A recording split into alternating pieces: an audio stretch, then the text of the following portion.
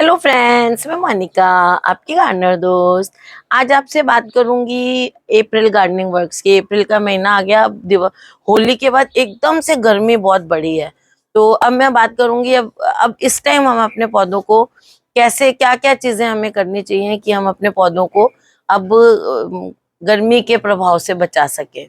तो चलिए मैं आपको दिखाती जाती हूँ और बात करती हूँ कि हमें अब पौधों में क्या क्या काम करने चाहिए इस टाइम। तो अडेनियम ये दिया पहले दिखा रही है, तो मैं पहले अडेनियम का बता देती हूँ। इनको आपने अगर कम धूप में रखा हुआ है तो फुल धूप में निकाल दें, जहाँ 6 घंटे 7 घंटे की इनको धूप मिले, और पानी इनको रोज देना शुरू कर दें। और इनकी क्या केयर करनी है उस पर मैं एक अलग से वीडियो बनाऊंगी। ये वीडियो बहुत लंबा हो जाएगा 1-2 दिन में। तो अगर आप चाहते हैं तो कमेंट बॉक्स में मुझे बताइएगा भी। तो ये तो अडेनियम की बात हो गई। अब दूसरे पौधों की जब मैं बात करती हूँ तो देखिए अब ये धूप खाने लग गए हैं। देखिए ये आपको दिख रहा है, अब ये धूप खाने लग गए हैं क्योंकि धूप जो है वो तेज हो गई है। अब एक चीज तो ये है कि इस टाइम जो है वो ग्रीन नेट लगाने का टाइम आ गया है। लेकिन ग्रीन नेट देखिए जरूरी नहीं है एक ही दिन में लग जाती है। जैसे मैं हूँ, अब मेरे लगते लगते 10-12 दिन 15 दिन जो लगाने वाले जब अवेलेबल होंगे तब तक देर हो जाती है लगने में ना। तो तब तक, या फिर कई लोग होते हैं नहीं लगाना चाहते, उनके गार्डन में बस आधे दिन ही धूप तेज आती है कुछ, तो उसमें के लिए क्या करना है। देखिए एक तो ये ऑप्शन हो गया कि ग्रीन नेट लगानी है। दूसरा ऑप्शन ये है कि या तो हम लगाना नहीं चाहते या अभी लगने में देर है, तो क्या करें। तो आप ऐसे करें कि गम पौधों को जो है ना 2 टाइम पानी देना शुरू कर दें। एक बार तो पौधों को अच्छी तरह से नहला दें सुबह के टाइम, अगर ऐसा करना चाहते हैं तो। वैसे मैं कहूंगी कि सुबह के टाइम तो आप अपने पौधों को नहला दें अच्छी तरह, खूब अच्छी तरह इनको स्प्रे कर दें पानी का, या अच्छी तरह नहला दें। और शाम को इनको पानी दें, क्योंकि जो पानी हम शाम को देते हैं वो सारी रात, जैसे आप देखते हो, मैं पहले भी बता चुकी हूँ ये बात, जो लोग देखते हैं वीडियो, की राजमा चने हम भिगोते हैं तो वो कैसे होते हैं, ओवरनाइट भिगोते हैं तो पानी को कैसे एब्जॉर्ब करके फूल जाते हैं। ऐसे ही जब हम शाम को पानी देते हैं गर्मियों में पौधों को, तो ओवरनाइट उनकी जड़ें अच्छी तरह से पानी में एकदम क्या कहते हैं, सैचुरेट हो जाती हैं एकदम, है ना। तो अगले दिन की गर्मी को अच्छी तरह बर्दाश्त कर सकते हैं। तो शाम को आप पानी दें, पानी देते वक्त भी नहलाएं पौधों को, और सुबह के टाइम सिर्फ नहला दें। और बहुत ज्यादा जब गर्मी हो जाती है ना, तब आप नर्सरी वालों को देखा करें, वो दोपहर में भी पौधों को एक बार अच्छी तरह से नहला देते हैं। लेकिन दोपहर में मैं इसलिए मना करती हूँ कि बहुत तेज धूप होती है ना, जब उस टाइम जब आप पौधों को धूप में रखे हुए पौधों को नहलाते हैं ना, तो क्या होता है कि वो पत्ते जो हैं गरम सड़ जाते हैं। वो पत्ते गरम एकदम पे पानी डालते हैं हम।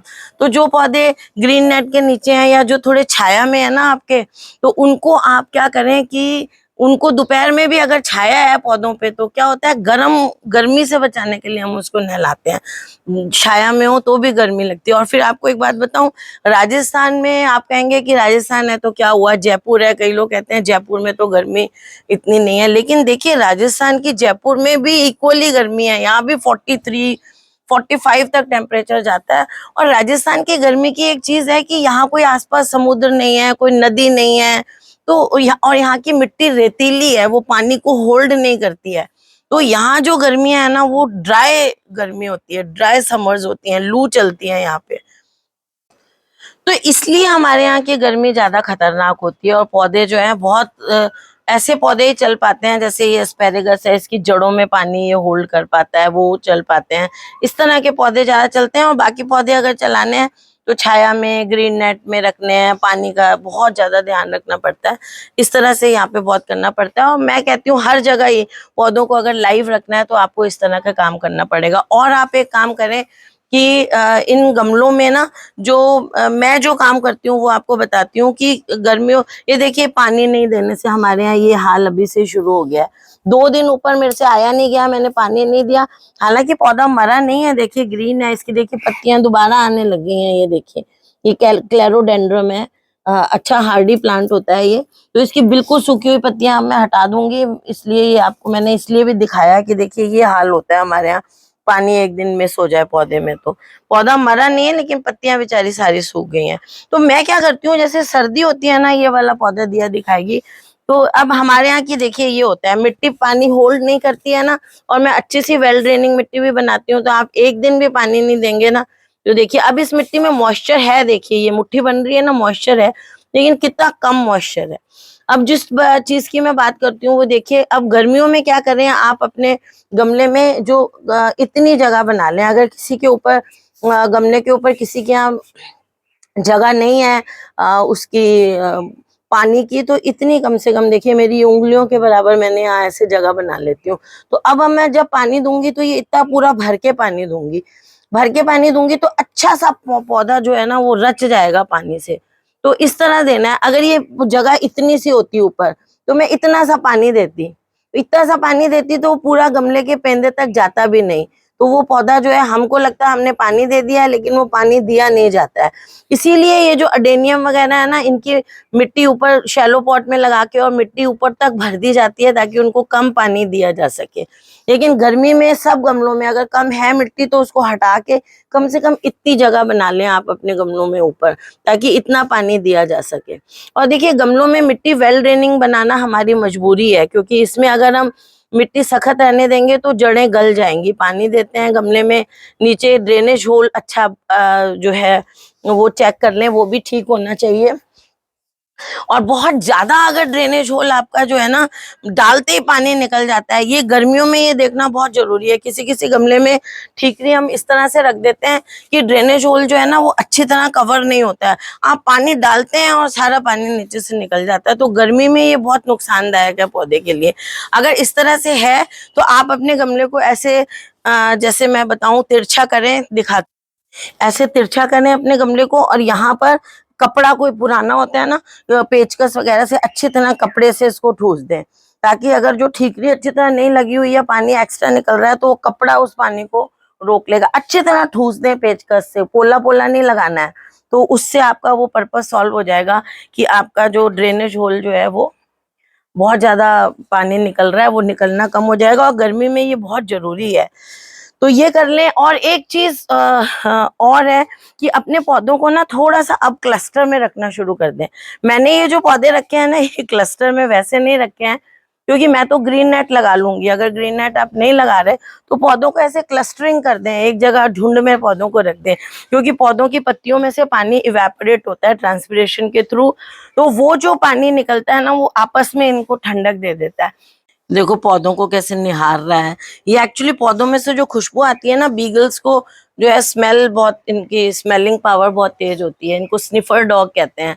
तो ये खुशबू इसको आती है ना, इसलिए देखो ये ऐसे मुंह ऊपर कर करके पौधों को सूंघता रहता है। ये देखो नाक को हिला हिला के, ये यूं यूं यूं यूं नाक आगे से हिला हिला के ये सूंघता है पौधों की खुशबू। तो मिट्टी से क्या होता है, गर्मी में मिट्टी से भी इवेपोरेशन होता है पानी का। तो जब हम झुंड में रख देते हैं ना पौधों को, तो मिट्टी पे से इवेपोरेशन रुक जाता है। अच्छा, आप मल्चिंग भी कर सकते हैं, लेकिन अभी जरूरी नहीं है मल्चिंग, आप नेक्स्ट मंथ तक भी कर सकते हैं। जो सूखे पत्ते वगैरह, अच्छा सूखे पत्ते जब हम कलेक्ट करते हैं तो ये ध्यान रखें कि सूखे पत्ते आप जो है वो हेल्दी प्लांट्स के कलेक्ट करें। अगर सड़क के किनारे के कोई बीमार पत्ता हो ना, दिख जाता है उनपे फंगस के स्पॉट्स वगैरह कई बार होते हैं, उन पत्तों की मल्चिंग कर देंगे तो पौधों में फंगस भी लग जाएगी। तो मल्चिंग ध्यान से करें। आपके घर के ही कोई पौधों के पत्ते कलेक्ट किए हुए हों या पुरानी डंडियां हों, उनसे मल्चिंग करें तो अच्छा रहता है। मल्चिंग लेका बॉल से भी आप कर सकते हैं।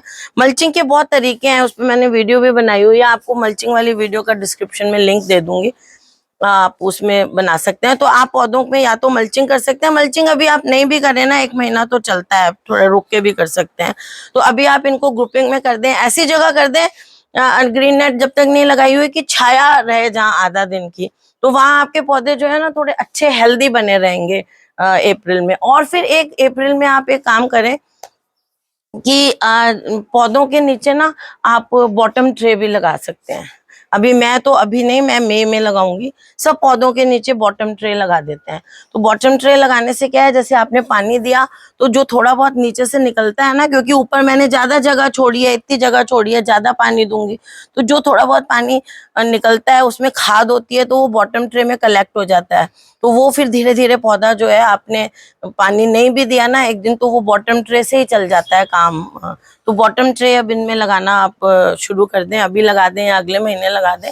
तो अभी जो है वो जरूरी है कि इनको छाया में एक तरफ क्लस्टर करके अपने प्लांट्स को रख दें, और इनको नहलाएं सुबह शाम, एक टाइम पानी दें।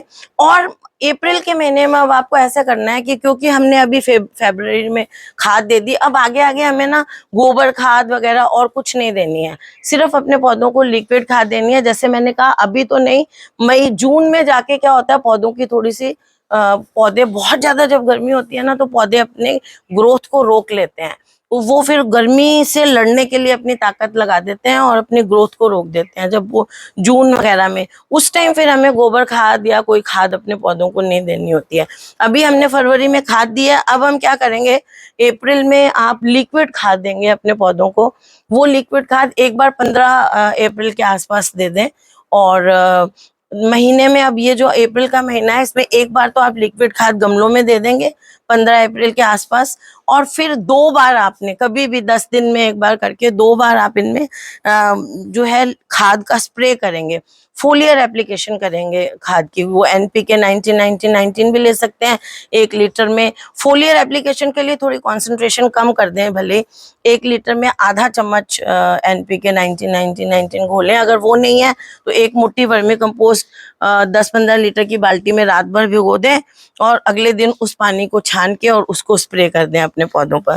तो ये जो स्प्रे है ये आपको इस महीने 2 बार करना है, और 1 बार लिक्विड खाद देनी है अप्रैल में, और ज्यादा कोई आपको खाद नहीं देनी है। और ये जो फोलियर स्प्रे आपको करना है या तो अर्ली मॉर्निंग 6 बजे के आसपास कर दें, क्योंकि जब हम फोलियर स्प्रे करते हैं तो वो आधा घंटा लेते हैं पत्ते उस खाद को एब्जॉर्ब करने के लिए, तो आधा घंटा तक उनपे धूप वूप नहीं आनी चाहिए। तो या तो मॉर्निंग में कर दें आप, या फिर इवनिंग में करें, लेकिन अंधेरा होने से पहले पहले पत्ते सूख जाएं इस हिसाब से। जैसे 5:30-6 बजे के आसपास करते हैं तो 7 7:30 अंधेरा होता है, तो छाया भी हो उस टाइम जब आप करें, और दिन भी हो, ताकि हवा चल चल के रात होने तक सूख जाए पत्ते, उनमें फंगल इन्फेक्शन वगैरह नहीं हो।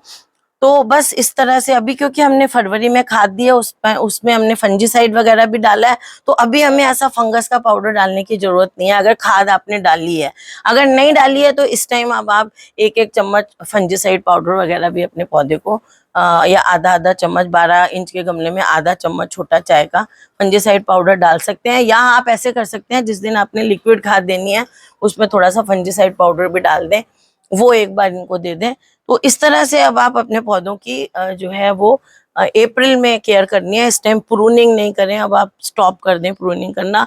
अब कोई कटिंग वगैरह लगाने का भी टाइम नहीं है, गर्मी बहुत ज्यादा हो गई है।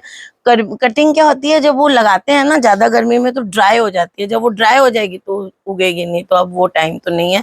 तो ये अप्रैल के वर्क्स हैं जो आपको इस टाइम कर लेने चाहिए। तो देखिए लियो भी आपको कह रहा है कि समझ गए ना आप लोग। तो फ्रेंड्स, अगर आपको ये वीडियो अच्छी लगी हो तो इसे लाइक करिएगा, शेयर करिएगा, और ये काम अपने गार्डन में कर लीजिएगा, और मेरे चैनल को सब्सक्राइब करिएगा। Okay friends, bye.